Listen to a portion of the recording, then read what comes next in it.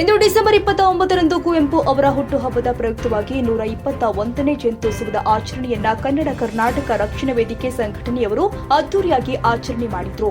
ಹೌದು, ಅಧ್ಯಕ್ಷತೆಯಲ್ಲಿ ಕುವೆಂಪು ಅವರ 121ನೇ ಜಯಂತ್ಯೋತ್ಸವವನ್ನು ತುಂಬಾ ಸಡಗರದಿಂದ ನಡೆಸಿಕೊಟ್ಟಿದ್ದಾರೆ. ಜೊತೆಗೆ ಕನ್ನಡ ಕರ್ನಾಟಕ ರಕ್ಷಣಾ ವೇದಿಕೆ 25ನೇ ವರ್ಷದ ಬೆಳ್ಳಿ ಮಹೋತ್ಸವ ಕಾರ್ಯಕ್ರಮವನ್ನು ನೆರವೇರಿಸಿದ್ರು. ಈ ಕಾರ್ಯಕ್ರಮದಲ್ಲಿ ಮುಖ್ಯ ಅತಿಥಿಯಾಗಿ ಆದಿಚುಂಚನಗಿರಿ ಮಠ ವಿಜಯನಗರ ಶಾಖೆಯ ಸೋಮನಾಥ ಸ್ವಾಮೀಜಿ, ಮಾಜಿ ಡಿಸಿಎಂ ಮಲ್ಲೇಶ್ವರಂ ಶಾಸಕರು ಆದ ಡಾಕ್ಟರ್ ಅಶ್ವಥ್ ನಾರಾಯಣ್, ಅಂಬೇಡ್ಕರ್ ಸೇನೆಯ ರಾಜ್ಯಾಧ್ಯಕ್ಷರು ಆದ ಪಿ ಮೂರ್ತಿ, ಬೊಮ್ಮಸಂದ್ರ ನಟರಾಜ್, ಸಿವಿ ದೇವರಾಜ್, ಶಿವಶಕ್ತಿ ಮಹಿಳಾ ಸಂಘ ರಾಜ್ಯಾಧ್ಯಕ್ಷರು ಆದ ಉಮಾದೇವಿ ಹಾಗೂ ಲಯನ್ ಬಾಲಕೃಷ್ಣ ಇನ್ನಿತರರು ಕಾರ್ಯಕ್ರಮದಲ್ಲಿ ಪಾಲ್ಗೊಂಡು ಕಾರ್ಯಕ್ರಮವನ್ನು ಯಶಸ್ವಿಯಾಗಿ ನಡೆಸಿಕೊಟ್ಟಿದ್ದಾರೆ. ಹಾಡುಗಳಾಗಿರ್ಬೋದು, ಅವ್ರು ಮಾಡಿರ್ತಕ್ಕಂಥ ಸೇವೆಗಳಾಗಿರ್ಬೋದು, ನಿಜವಾಗ್ಲೂ ಅಂತ ಒಂದು ಮಹಾನ್ ಶಕ್ತಿ ಇವತ್ತು ನಮ್ಮ ಮುಂದೆ ಇಲ್ಲ ಅನ್ನೋದೇ ನಮ್ಮ ರೀತಿಯಲ್ಲಿ ಕೊರಗಿದೆ. ಹಾಗಾಗಿ ರಾಷ್ಟ್ರ ಕವಿ ಕುವೆಂಪು ಅವರಿಗೆ ಹುಟ್ಟುಹಬ್ಬದ ಶುಭಾಶಯ ತಿಳಿಸ್ತಾ, ಅವಲೇ ನನ್ನ ಸ್ನೇಹಿತ ನಟರಾಜ್ ಅವರು ಹೇಳ್ತಾ ಇದ್ರು, ರಾಷ್ಟ್ರ ಕವಿ ಕುವೆಂಪು ಅವರಿಗೆ ಭಾರತ ರತ್ನ ಕೊಡಬೇಕಾಯಿತು, ಕೊಟ್ಟಿಲ್ಲ. ಒಂದು ಏನಪ್ಪ ಅಂತ ಹೇಳಿದ್ರೆ, ಈ ದೇಶದಲ್ಲಿ ಯಾರು ಒಂದು ದೇಶಕ್ಕೋಸ್ಕರ ಹೋರಾಟ ಮಾಡಿರ್ತಾರೆ, ಒಳ್ಳೆ ಕೆಲಸ ಮಾಡಿರ್ತಾರೆ, ಸಾಧನೆ ಮಾಡಿರ್ತಾರೆ, ಅವ್ರು ಬದುಕಿದಾಗಲೂ ಕೊಡಲ್ಲ, ಸತ್ತ ಮೇಲೂ ಕೊಡಲ್ಲ. ಯಾಕಂತ ಹೇಳಿದ್ರೆ ನಮ್ಮ ಭಾರತ ದೇಶದ ಸಂವಿಧಾನ ಶಿಲ್ಪಿ ಬಾಬಾ ಸಾಹೇಬ್ ಅಂಬೇಡ್ಕರ್ ಸಾಹೇಬ್ರು ಬದುಕಿದ್ದಾಗ ಅವ್ರಿಗೆ ಭಾರತ ರತ್ನ ಕೊಟ್ಟಿಲ್ಲ, ಅವರು ತೀರೋದ ಮೇಲೆ ಕೊಟ್ಟರು. ಯಾಕಂದ್ರೆ ಅಂತ ಒಂದು ಪರಿಸ್ಥಿತಿ ನಾವೆಲ್ಲ ಬದುಕ್ತಾ ಇದ್ದೀವಿ ಬಂದ್ರೆ. ಹಾಗಾಗಿ ಇವತ್ತು ಗಾಂಧಿನಗರದಲ್ಲಿ ಈ ಒಂದು ಕಾರ್ಯಕ್ರಮ ಏನು ನಮ್ಮ ಕೆ.ಸಿ. ಮೂರ್ತಿ ಅವರು ಎಲ್ಲರೂ ಹೇಳ್ಬೋದು. ಯಾಕಂದ್ರೆ ಈ ಗಾಂಧಿನಗರದಲ್ಲಿ ಬಂದ್ಬಿಟ್ಟು ಪಾಪ ಕಷ್ಟ, ತುಮಕೂರು ಜಿಲ್ಲೆ ಕುಣಿಗಲ್ಲಿಂದ ಬಂದು ಇವತ್ತು ಈ ತರ ಒಂದು ಸಂಘ ಕಟ್ಟಿ ಇವತ್ತು ಕಷ್ಟಪಟ್ಟು ಇವತ್ತು ವೇದಿಕೆ ಕಟ್ಟಿ ಒಳ್ಳೆ ಹೋರಾಟಗಳನ್ನ ಮಾಡಿಕೊಂಡು ಪೊಲೀಸ್ ವರ್ಗಲ್ಲಿ ಬೂಟೆಟ್ ತಿಂದ್ಕೊಂಡು ಕೇಸ್ಗಳು ಹಾಸ್ಕೊಂಡು ಇವತ್ತು ಕನ್ನಡ ನಾಡು ನುಡಿ ಭಾಷೆಗೋಸ್ಕರನೇ ದುಡಿಯಂತ ಮಹಾನಾಯಕ ನಮ್ಮ ಕೆ.ಸಿ. ಮೂರ್ತಿ ಅವರು. ಹಂಗಾಗಿ ನಾನು ಕೆ.ಸಿ. ಮೂರ್ತಿ ಹೇಳೋದಷ್ಟೇ, ನಾವು ಸಾಕಷ್ಟು ಜನ ಹೋರಾಟಗಾರ ನೋಡಿ, ನಾವು ಸುಮಾರು ಗಾಂಧಿನಗರ 30 ವರ್ಷ ಇಲ್ಲಿರ್ತಕ್ಕಂಥ ಪ್ರತಿಯೊಬ್ರು ಮನೆ ಕಟ್ಕೊಂಡು ಆರಾಮ ಸ್ವಂತ ಮನೆ ಸೆಟ್ಲ್ ಆಗಿದ್ದಾರೆ. ಪಾಪ ನಮ್ಮ ಪಿ ಮೂರ್ತಿ ಅವರು 20-30 ಮನೇನಿಲ್ಲ, ಸೈಟು ಇಲ್ಲ. ಯಾಕಂದ್ರೆ ಅವ್ರ ಶ್ರಮ ಎಷ್ಟೆಲ್ಲ ಪಟ್ಟಿದ್ದಾರೆ. ಆದ್ರೆ ಅವ್ರಿಗೆ ಇವತ್ತರೂ ಯಾವುದೇ ಒಂದು ಸರ್ಕಾರದಲ್ಲಿ ಒಂದು ರಾಜ್ಯೋತ್ಸವ ಪ್ರಶಸ್ತಿ ಆಗಲಿ, ಏಕಲವ್ಯ ಪ್ರಶಸ್ತಿ ಆಗಲಿ ಯಾವುದು ಸಿಕ್ಕಿಲ್ಲ. ಇವತ್ತು ಯಾವ ಒಂದು ಪಕ್ಷದ ಗುಲಾಮರಿಗೆ ಪ್ರಶಸ್ತಿ ಕೊಡ್ತಾರೆ. ಇಂಥ ಹೋರಾಟಗಾರ ಗುರುಸ್ಬಿಟ್ಟು ಕನ್ನಡ ರಾಷ್ಟ್ರ ಪ್ರಶಸ್ತಿ ಕೊಡಬೇಕು.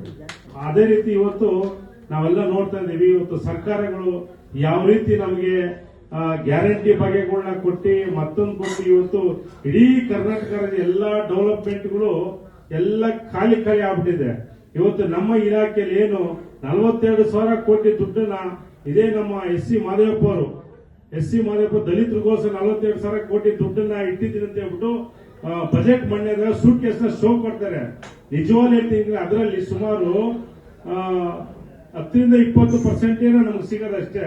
ಪ್ರತಿ ವರ್ಷನೂ ಗ್ಯಾರಂಟಿ ಬಾಯಿಗಳಿಗೆ 10,000 ಕೋಟಿ ದುಡ್ಡನ್ನ ಅದನ್ನ ಗ್ಯಾರಂಟಿ ಬಾಯಿಗೆ ಯೂಸ್ ಮಾಡ್ತಾರೆ. ಇನ್ನು ಉಳಿದ ಅದಿದು ಸರ್ಕಾರಿ ಕಾರ್ಯಕ್ರಮ ಲೆಸ್ ಆಗಿ ಒಂದು 5,000 ಕೋಟಿ ದುಡ್ಡು ಇರ್ತದೆ. ಇವತ್ತಿಗೂ ನಾವು ಸಹ ಅಂಬೇಡ್ಕರ್ ನಿಗಮಕ್ಕೆ ಪಾಪ ಬಡವರು ಹೆಣ್ಮಕ್ಳು 50,000 ರೂಪಾಯಿ ಲೋನ್ ಅಪ್ಲೈ ಮಾಡಿದ್ರೆ 5,000 ಸಿಗಲ್ಲ. ಅಂತ ಒಂದು ಪರಿಸ್ಥಿತಿ ಆಗಿದೆ. ಆಯ್ತಾ, ಇವತ್ತು ನೋಡಿ, ಇವತ್ತು ಏನು ನಮ್ಮ ಹುಬ್ಳಿ ಧಾರವಾಡದಲ್ಲಿ ದಲಿತರ ಮನೆಗೆ ನುಗ್ಗಿ ಸುಮಾರು 8 ಜನ ಮೇಲೆ ಹಲ್ಲೆ ಮಾಡಿ 7 ತಿಂಗಳು ಗರ್ಭಿಣಿಯನ್ನು ಕೊಲೆ ಮಾಡಿದ್ದಾರೆ. ಸಂಬಂಧಪಟ್ಟಂತ ಮುಖ್ಯಮಂತ್ರಿಗಳು ಹೋಗಿಲ್ಲ, ಉಪಮುಖ್ಯಮಂತ್ರಿ ಹೋಗಿಲ್ಲ, ಆಯ್ತಾ, ಸಮಾಜ ಕಲ್ಯಾಣ ಸಚಿವರು ಮಾದೇಪ್ಪನವರು ನಾನು ದಲಿತರಿಗೋಸ್ಕರ ಅಂತ ಸ್ಟೇಟ್ಮೆಂಟ್ ಕೊಡಂತ ಮಾದೇಪ್ಪರು ಸಹ ಹೋಗಿಲ್ಲ, ಅಲ್ಲಿ ಜಿಲ್ಲೆಯಲ್ಲಿ ಇರ್ತಕ್ಕಂಥ ಡಿಸಿನೂ ಸಹ ಹೋಗಿಲ್ಲ. ಈ ತರ ಹೇಳೋದು ಇದು ದಲಿತರ ಮನೆ ಅಂತಲ್ಲ, ಯಾವುದೇ ಸಮುದಾಯದ ಬಡವರಿಗೆ ಕೂಡ ಅನ್ಯಾಯ ಕೂಡ ಈ ಸರ್ಕಾರ ಮುಂದೆ ಬರ್ತಾ ಇಲ್ಲ. ಆಯ್ತಾ, ಆಮೇಲೆ ನಿನ್ನೆ ಬೆಳಿಗ್ಗೆ ನಾವು ಅಲ್ಲಿ ಯಾವ್ದು ಯಲಂಕದ ಕೋಗಿಲೆ ಕ್ರಾಸಲ್ಲಿ ಅಲ್ಲಿರ್ತಕ್ಕಂಥ ಎಲ್ಲ ಬಡವರು ಸುಮಾರು 500 ಮನೆ ಡೆಮೊಲೇಷನ್ ಮಾಡಿದ್ದಾರೆ. 500 ಮನೆ ಅಲ್ಲೇನು ಎಲ್ಲ ಪಾಪ ಗುಡ್ಸ್ಲಾಕೊಂಡು ಕೂಲಿ ಮಾಡೋರು, ಜೀವನ ಮಾಡೋರು, ರೋಡಲ್ಲಿ ಭಿಕ್ಷೆ ಬೇಡವರು. ಆಯ್ತಾ, ಇವತ್ತು ಚಳಿಗಾಲದಲ್ಲಿ ಅದರಲ್ಲೂ ಡಿಸೆಂಬರ್ ತಿಂಗಳಲ್ಲಿ 4 ಗಂಟೆಯಲ್ಲಿ ಹೋಗಿ ಈ ಬಡವರ ಮನೆಗಳನ್ನ ಡೆಮೊಲೇಷನ್ ಮಾಡೋಂಥದ್ದು ಏನಿದೆ? ಇವರಿಗೆ ಅವಶ್ಯಕತೆ ಏನಿದೆ? ನೀವು ನೋಡೋಣ, ಅಟ್ಲೀಸ್ಟ್ ಒಂದು ನೋಟಿಸ್ ಕೊಟ್ಟಿದ್ದಾರಾ, ಇಲ್ಲ ಒಂದು ಮಾಹಿತಿ ಕೊಟ್ಟಿದ್ದಾರಾ? ಯಾವ್ದು ಜಾಗ ಅದು? ಇದು ಅಪ್ಪನ ಆಸ್ತಿನ? ಸರ್ಕಾರದ ಗೋಮಾಳ ಜಾಗ ಬಂದು ಬಡವರಿಗೋಸ್ಕರ ಇಟ್ಟಿರ್ತಕ್ಕಂಥ ಆ ಒಂದು ಸ್ಥಳಗಳು. ಇವತ್ತು ಬಿಲ್ಡರ್ಗಳು 100 ಎಕರೆ ಜಾಗ ಒತ್ತುವರಿ ಮಾಡಿದ್ದಾರೆ, ರಾಜಕಾಲುವೆ ಮುಚ್ಚಿದ್ದಾರೆ. ಆಯ್ತಾ. ಎಲ್ಲ ಗೋಮಾಳನ್ನ ಸೇರಿಸ್ಕೊಂಡು ಅಪಾಯಿಂಟ್ಮೆಂಟ್ ಕಟ್ಟಿದ್ದಾರೆ. ಇದೇ ಪ್ರೆಸ್ಟೀಜ್ ಅವನು. ನಾವು ಸುಮಾರು ಡಿಸಿಗೆ ಲೆಟರ್ ಕೊಟ್ಟಿದ್ದೀವಿ. ಅಂತ ಶ್ರೀಮಂತರದೆಲ್ಲ ಬಿಟ್ಟುಬಿಟ್ಟು ರಾಜ್ಯ ಸರ್ಕಾರ ಇವತ್ತು ಬಡವರ ಮೇಲೆ ದಬ್ಬಾಳಿಕೆ ಮಾಡುವಂತ ಕೆಲಸ ಮಾಡ್ತಿದ್ದೀರಾ. ಮೊನ್ನೆ ನಾಗಬೆಲ್ ಸಹ ನಮ್ಮ ಮನೆ ಸುತ್ತಮುತ್ತ ಎಲ್ಲ ಬಡವರು ಮನೆಗಳನ್ನ ಡಮಲೇಷನ್ ಮಾಡ್ತಿದ್ದಾರೆ. ಇದೇ ಮಣಿವಣ್ಣನು ಇವತ್ತು ಬಿಡಿಎ ಕಮಿಷನರ್ ಆಗಿದ್ದಾರೆ. ನಮ್ಮ ಸಮಾಜಕ್ಕೆ ಇನಾಕಿದ್ದಾಗ ಎಲ್ಲಾ ದಲಿತರ ದುಡ್ಡನ್ನ ಲೂಟಿ ಮಾಡಿದಾಯ್ತು.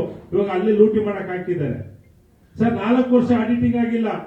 ನಮ್ಮ ಅಂಬೇಡ್ಕರ್ ನಿಗಮದ್ದು ಮತ್ತೆ ಲಿಟ್ಕರ್ದು ಕೇಳಕ್ ಹೋದ್ರೆ ಯಾವ್ದು ಜವಾಬ್ದಾರಿಲ್ಲ. ಎಷ್ಟು ಸಾವಿರ ಕೋಟಿ ಬರುತ್ತೆ, ಅದನ್ನ ಯಾರು ಹಂಚಿಕೆ ಮಾಡಿದ್ರ, ಏನ್ ಮಾಡಿದ್ರ, ಅದು ದಾಖಲೆನೇ ಇಲ್ಲ. ಆರ್ಟಿಯಲ್ಲಿ ರೆಕಾರ್ಡೇ ಕೊಡಲ್ಲ. ಇಂಥ ಒಂದು ಪರಿಸ್ಥಿತಿ ನಾವೆಲ್ಲ ಎದುರಿಸಬೇಕು ಬಂದ್ರೆ, ಹಾಗಾಗಿ ನಾನು ಹೇಳೋದಷ್ಟೇ, ಇವತ್ತು ಕನ್ನಡ ನಾಡು ನುಡಿ ಭಾಷೆ ಬಂದಾಗ ಧಕ್ಕೆ ಬಂದ ನಾವೆಲ್ಲ ಕನ್ನಡಿಗರು ಒಗ್ಗಟ್ಟಾಗಿರ್ಬೇಕಾಗ್ತದೆ. ಯಾಕಂದ್ರೆ ಕನ್ನಡ ನಡೆದು ನಮ್ಮ ಪ್ರಾಣ, ನಮ್ಮ ಸ್ವಾಭಿಮಾನ, ನನ್ನ ತಾಯ್ನಾಡು.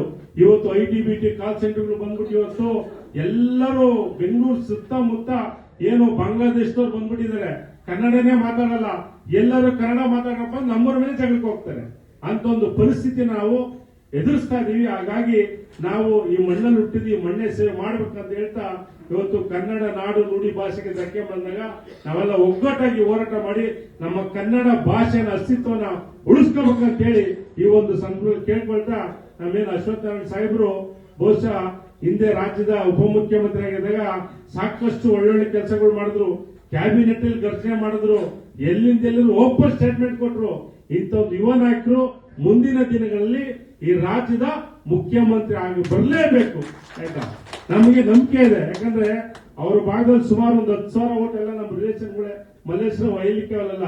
ಆಯ್ತಾ, ಹಂಗಾಗ್ಬಿಟ್ಟು ಅಶ್ವತ್ಥನಾರಾಯಣ ಸಾಹೇಬರು ಯಾವುದೇ ಜಾತಿ ಧರ್ಮ ಭಾಷೆ ಇಲ್ಲದೆ ಪ್ರತಿಯೊಬ್ಬರು ಸಮಾನವಾಗಿ ಒಳ್ಳೊಳ್ಳೆ ಕೆಲಸ ಮಾಡ್ಕೊಂಡು ಆ ಕ್ಷೇತ್ರದಲ್ಲಿ ಒಳ್ಳೆ ಕೆಲಸ ಮಾಡ್ಕೊಂಡಿದ್ದಾರೆ. ಆಮೇಲೆ ಅವರು ಮಲ್ಲೇಶ್ವರಂ ಮಾತ್ರ ಲೀಡರ್ ಅಲ್ಲ, ರಾಜ್ಯದ 31 ಜಿಲ್ಲೆ ಲೀಡರ್ ಅವರು. ಆಯ್ತಾ, ಅಂತ ಒಂದು ನಾಯಕರು ಖಂಡಿತವಲ್ಲ ಮುಂದಿನ ದಿನಗಳಲ್ಲಿ ಬಿಜೆಪಿ ಸರ್ಕಾರ ಬಂದೇ ಬರ್ತದೆ.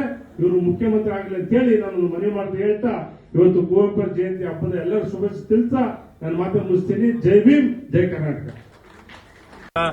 ಸಮಸ್ತ ಜನತೆಗೆ ಮಹಾಕವಿ, ರಾಷ್ಟ್ರಕವಿ ಕುವೆಂಪು ಅವರ ಜನ್ಮದಿನದ ಶುಭಾಶಯಗಳನ್ನು ಕೋರುತ್ತಾ ಇವತ್ತಿಲ್ಲಿ ಕಾರ್ಯಕ್ರಮದಲ್ಲಿ ಭಾಗವಹಿಸಿ ಏನೊಂದು ರಾಷ್ಟ್ರಕವಿ ಕುವೆಂಪು ಅವರಿಗೆ ಇನ್ನು ಹೆಚ್ಚಿನ ಮಾನ್ಯತೆ ಸಿಗಬೇಕು, ಅವ್ರ ಕೆಲಸಕ್ಕೆ ಗೌರವ ಸಿಗಬೇಕು, ಅವ್ರ ಸಂದೇಶವನ್ನು, ವಿಶ್ವ ಮಾನವ ಸಂದೇಶವನ್ನು ಪ್ರತಿಯೊಬ್ಬ ಕನ್ನಡಿಗನಲ್ಲೂ ಅದು ಅಳವಡಿಸ್ಕೋಬೇಕು, ಇಡೀ ವಿಶ್ವದಲ್ಲೇ ಅಳವಡಿಸ್ಕೋಬೇಕು. ಆ ರೀತಿ ಆ ದಿಕ್ಕಿನಲ್ಲಿ ಪ್ರಯತ್ನ ಆಗಬೇಕು ಮತ್ತು ಅವ್ರಿಗಿನ್ನೂ ಹಲವಾರು ಗೌರವಗಳು ಸಲ್ಲಬೇಕು ಅನ್ನುವಂಥದ್ದು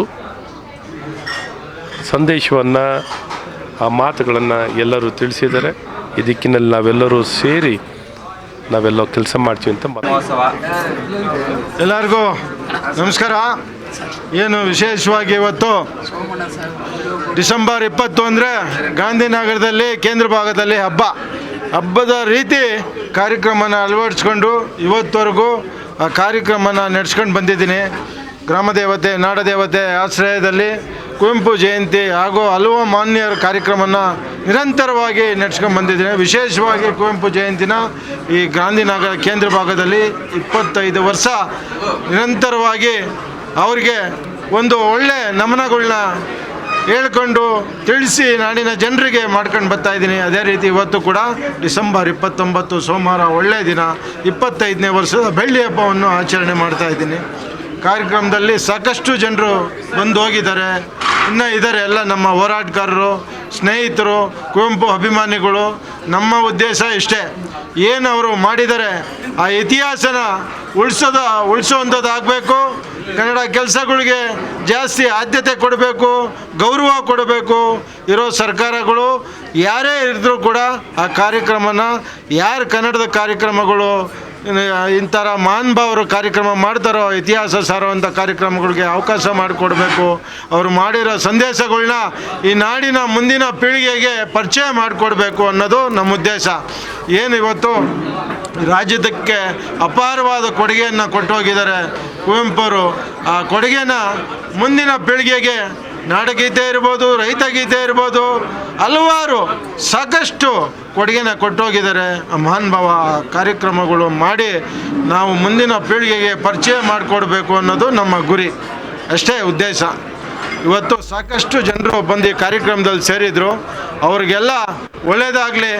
ಕನ್ನಡದ ಕೆಲಸಕ್ಕೆ, ಕನ್ನಡದ ಕಾರ್ಯಕ್ರಮಕ್ಕೆ ಯಾರೇ ಕರೀದೇ ಇದ್ರೂ ಕೂಡ ಕನ್ನಡದ ಕಾರ್ಯಕ್ರಮಗಳಿಗೆ ಭಾಗವಹಿಸಿ ಅಂತ ಹೇಳೋಕ್ಕೆ ಇಷ್ಟಪಡ್ತೀನಿ. ಎಲ್ಲರಿಗೂ ಒಳ್ಳೆಯದಾಗಲಿ ಸರ್. ನಮಸ್ಕಾರ. ಜೈ ಭುವನೇಶ್ವರ್.